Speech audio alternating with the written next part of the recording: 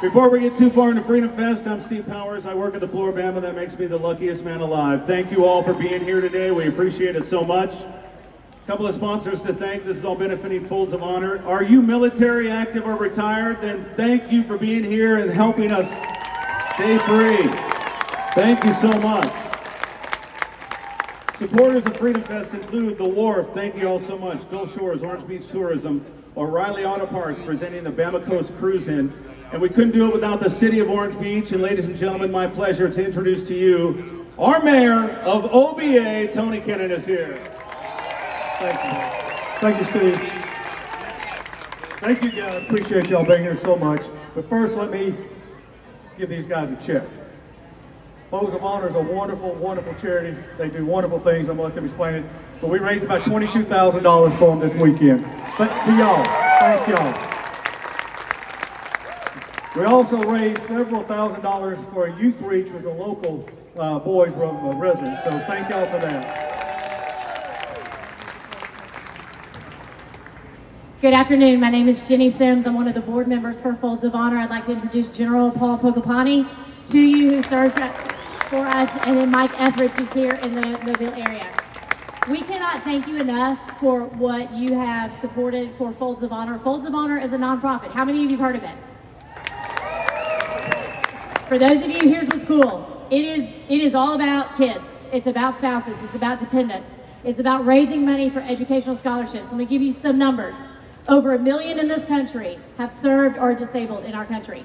With that, there are over 2 billion dependents that are impacted and affected by the war that we've had. Here's an even bigger number. It's over $9 billion that it takes to cover the educational cost for our kids. We want to give scholarships in in Alabama alone last year, 251 scholarships were given in the state of Alabama for kids and dependents. Because of this reach, we are now not just disabled military. It is now, as of September 11th of this past year, we are now opening up educational scholarships for our first responders, for our law enforcement, for our firemen, for our full-time EMT and paramedics. That means over 91% of a dollar, 91% of what you give goes back to educational scholarships. Now, key piece, it's always good to put a face with a scholarship. Caden, where's my friend Caden? Where's Caden? Is he here? He went to the bathroom. Of course he did. Listen, one of your own received one of our scholarships, and we wanted to make sure he came and met us, and we wanted to make sure that we saw him on that one. So when Caden gets back in here, we're going to introduce him back in here. But again, thank you to the City of Orange Beach Mayor. Thank you, and we look forward to the partnership ongoing from here. Thank you. Thank you so much, and thank you for pronouncing General Booker. I can't pronounce Smith and Jones half the time, so. You ready? Thank y'all so much, guys. I am Tony Kennon, and I am so appreciative of y'all being here for the conclusion of 2022 Freedom Fest. And my thank you is to the good Lord for taking my call for good weather, and to the Wharf and the floor of Bama for making this all possible. Our speakers, Kevin Lacz, Ben Walborn, who are true American heroes. And again, you guys made it happen. And we're going to grow this thing. It is going to be an annual event. And I think next year we'll add a gun show. Yeah. Absolutely. More about that later. How's that? So, I want to tell you a little bit about Orange Beach. Hopefully I'll be here 5 minutes and I'll be off stage. So, in Baldwin County, we have 7-8 million people come through per year. Way more than the population of Alabama. The majority of them come to the beach. Our goal was to make them understand what Southern born and Southern bred means and what Southern hospitality is. Work ethic, discipline, courtesy, respect, community service.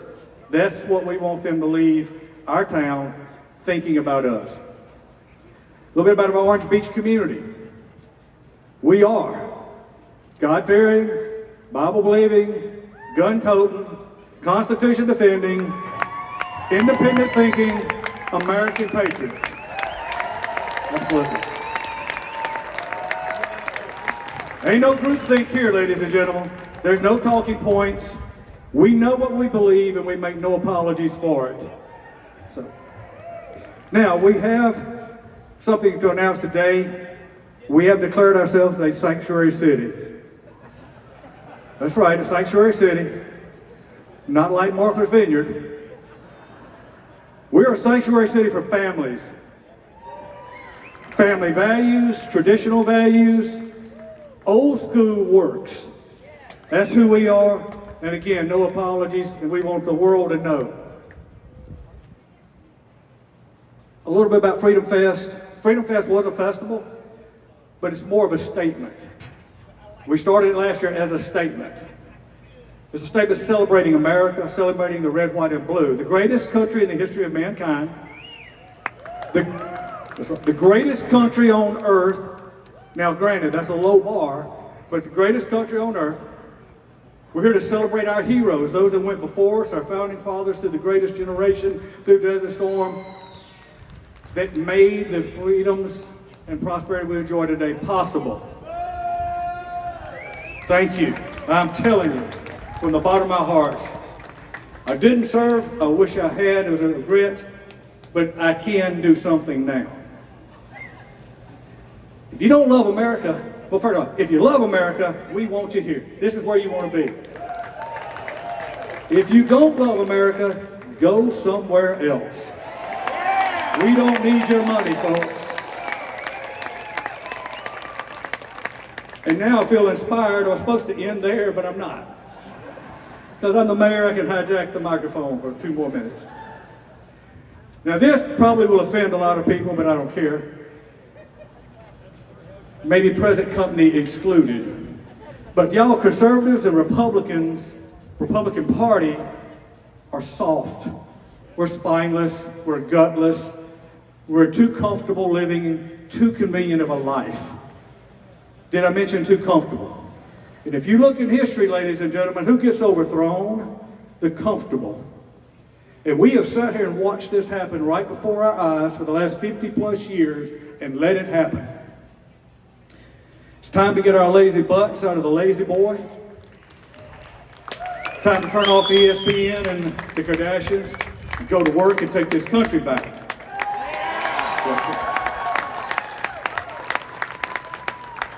Be silent no more. Go out, let's make a difference. Let's change this country. Hey, let's go cancel some wokesters. Yeah.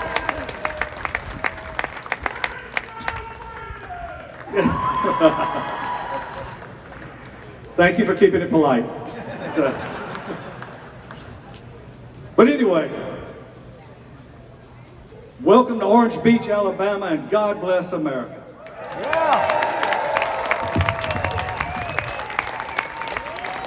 Mayor Tony Kennon, thank you, Mayor. Appreciate you. Thank you for your leadership. We appreciate you so much. We're having a good day so far. Here. Hey guys, I'm John McInnes, one of the owners of the Floribama. We love you guys. We're proud to be here and support this and sponsor it. We love our country, and we thank God for giving us this free country. I've asked some friends to come just tell you why they served this country. One's retired commander of the Blue Angels, Ben Walborn, and the other's former Navy SEAL Kevin Lacz, who served with Chris Kyle and played himself an American Sniper. They're going to tell you why they served this country. But I just want to say this. First, this is the brainchild of our Mayor Tony Kennon, and the whole point was just to say we love our country and we love our freedom. And not be afraid to do that. And the second thing is, not too long ago, in the 1700s, there were a lot of people that weren't free. And they said, God, we don't have the words and we don't have the knowledge, give it to us. And that manifested in the United States Constitution, in the Bill of Rights, in the Federalist Papers. Read them, get them. They were given to us from God to give us freedom. Teach your kids about them. Be proud of them. Those documents are why we are here today and why we can worship freely and we live in a free country. So I love you guys. I love this country. Thank you for coming and supporting today. I know that storm screwed everybody's week up, and we're just proud to celebrate America with you guys today. God bless you. Thank you so much. Some patriotic speakers for us today. We have true patriots on hand today. So proud to introduce our first U.S. Naval Academy graduate, attended Pensacola NAS Flight School just down the road. Recently retired in July and loved it so much, they came back. You can find his flight suit hanging in the main room at the Floribama. Decorations include 2 Navy and Marine Corps Achievement Medals, numerous personal and unit awards, not just once, but twice a Blue Angel pilot. How much do we love the Blue Angels here around this area? He's a true patriot and he's here today. This is Commander Ben Walborn. All right, how are we all doing today? It's good. Great to see everybody out here in support of our country and freedom as we have the Freedom Fest here this weekend. Like Steve mentioned, spent a couple years down here, originally from Pennsylvania, but came down to Pensacola, Florida back in 2008 to do my first tour with the Blue Angels. And then I was set to retire last year, and they called me back and said, hey, will you do another year? And that's just a testament to the kind of the service that we give our lives to, anyone in uniform, anyone who's actually serving their community, the country, and their surrounding areas, because that's what it's about, right? Service to each other. That's why I'm here, right? That's why most of us come out here, because we all understand that there's something greater than ourselves, and that's why we commit our lives to a sense of service, whether it's a local volunteer, whether it's the police, whether it's the ambulance folks running around, or anyone in the military. That's what we do, right? And that's why we come out here and speak to folks like yourselves to kind of get that sense of pride back up in this country, because we love this country. That's why we do what we do, and we want to make it better, right? One of the things that never gets kind of glossed over, though, is the sacrifice of everybody, right? So we're all used to seeing folks like myself who are, I'm just recently retired, but went on active duty. We sacrifice a lot for this country, right? Whether we're deployed, whether we're at home, doing workups to go out and fight the good fight wherever it's needed around the world. But there's a part of it that nobody really understands. I'd like to share with you real quickly what that part is. It's the families of the folks at home, right? All too often we see in these commercials, you get the men and women in uniform running around everywhere, but we seem to forget the families at home that make just as much of a sacrifice, whether it's a 6-year-old child that doesn't get to see their mom and dad for up to 9 months at a time, or the wife or husband at home that's taking care of everything while we're overseas fighting. When my son was 6 months old, excuse me, I left for 9 months on a deployment. Now I asked him this morning, hey Bennett, did you remember that? No. And I was thankful, right? That he didn't have to remember that. Didn't have to look at that time when dad was gone, because it's an integral part in America that you have both parents at home with you, right? I firmly believe that, and I believe that that is a huge sacrifice that gets made for all of our men and women in uniform around serving. Even for folks that don't deploy, because you will see some of the hardest times for these families in the military is when they're working up to go deploy. Because it's very confusing for the kids at home when daddy or mommy's here for a month, gone for a month, here for a month, gone for a month, right? It's easier, and all my colleagues that I served with when I deployed would tell you the same thing, is that when you go for 6 months, 9 months, 10 months, whatever it is, you're prepared for it. You're not prepared for the month here, the month gone, the 2 weeks here, 2 weeks gone. And when we see these long deployment times, it's the part that people don't quite understand is the work up to that deployment is just as grueling, if not more grueling, not only on the deploying asset, but also the families at home. And they're the ones that make the big sacrifice. Because if it wasn't for them, while I was deployed, I would have no support at home, right? I'm out on an aircraft carrier for up to 9 months at a time, flying on and off, day, night, pitching deck, whatever it is. But it was that stone, that rock at home, my wife and kids, that were able to allow me to go out and do what I can do.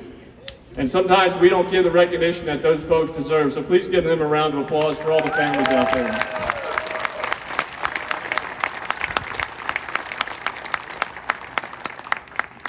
Now lastly, I'll just mention a few things just about the service of the country. I kind of started off that way, and it kind of goes into why I'm back here in this awesome community of Orange Beach.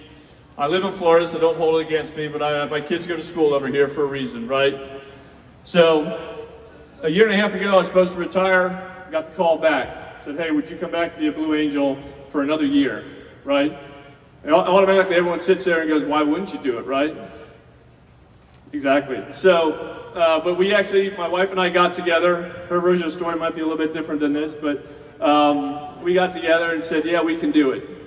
And because it's that sacrifice for the family. Now you guys, you've probably all seen the Blue Angels fly around. You see them usually come down here and smoke the beach every Sunday night when they come back from an air show. What you don't realize is the same thing I was talking about, the sacrifice of the families, was we're gone 260, 280 days a year, right? Imagine the toll on the family when they're at home, right? So that's something that, when we got that call back, is a testament to the service that myself, and you'll meet here in a second, Kevin, will kind of talk about our desire to serve others. And it's prevalent throughout the United States. That's why we're the great country that we are today. It's all about serving others. We rarely want to just do everything for ourselves. It's about the person next to you. It's about the people across this country. Look at what's going on with the hurricane now in Florida, right? Everyone's setting everything down there, all the resources we possibly can to help, not only for me, my fellow statesmen, but for our fellow countrymen that are in tough times right now. And that's what it's about in this country, is service to each other. And that's what we cannot forget, all right? Because just like I said, right away, yeah, I'm gonna come back. It's because I was here, I felt it for me to serve a country and serve a fantastic organization as the U.S. Navy and U.S. Navy Blue Angels, that I'm gonna come back and I'm gonna serve. Because that's what it's all about. That's what I wanted to throw across to everyone here today. Thank you for your time. Hope you enjoyed the music coming up and the great band that just played. That was fantastic. And I'm going to turn it over to Steve. Thank you very much for coming out, and appreciate y'all. Commander Ben Walborn, 21 years of service to this country, ladies and gentlemen. Patriotic keynote speaker today. You know his name. Served our country as a U.S. Navy SEAL, 2 tours in Iraq with fellow Navy SEALs, including Chris Kyle. He was awarded the Bronze Star Medal, numerous commendation and achievement medals. Starred in the movie as himself an American Sniper. The author of the book, The Last Punisher. U.S. Navy SEAL and a true patriot, Kevin Lacz.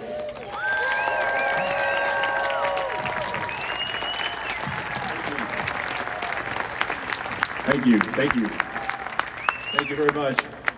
John McGinnis, Cam Price, Mayor Tony, thank you for inviting me today. It's a true honor to be here. I want to thank everybody in the crowd for coming out on such a beautiful day to support Folds of Honor, a fantastic organization. I wouldn't be here today if I didn't support it, so thank you all for coming out today. Before I get started, I want to thank all veterans in the crowd. If you're a veteran, if you served in the armed forces, can you please stand up for a moment?